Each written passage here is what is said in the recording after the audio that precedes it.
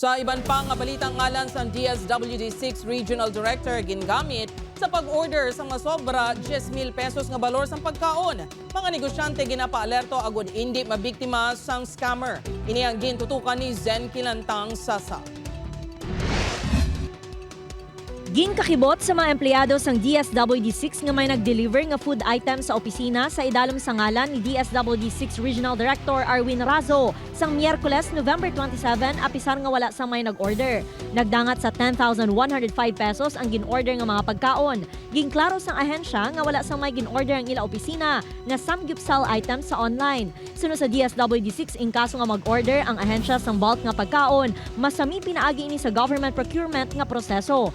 Abisuhan na sang DSWD ang publiko nga hindi magpatunto. Wala choice but we had to return the food, no.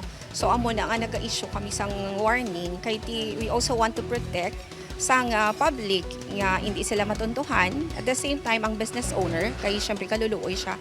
And I think the one who is also affected is the rider, no.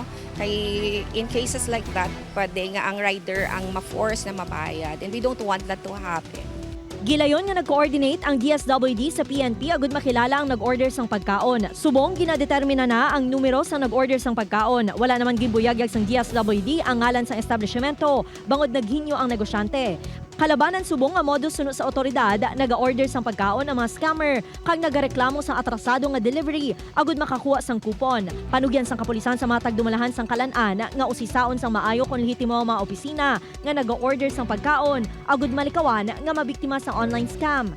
Every time nga mag-order kita, mag-send tani kita sang proof or evidence nga ang ga-order is amo gid na kaga sa subong abi nga mga tempo halos tanan sa aton wala nang gagamit sang keypad nga cellphone. So may capacity gid ang aton mga tinawo nga mag-order ang aton public sa pwede nila mapakita ang ila self, ang ila ini proof nga sila ina. Kay kung amo na ang mahitabo nga order na lang tapos cash on delivery, mag-usogid ang online scams. Upoy ka si Rilo Randuque, Zen Kilantang Sasa, One Western Visayas.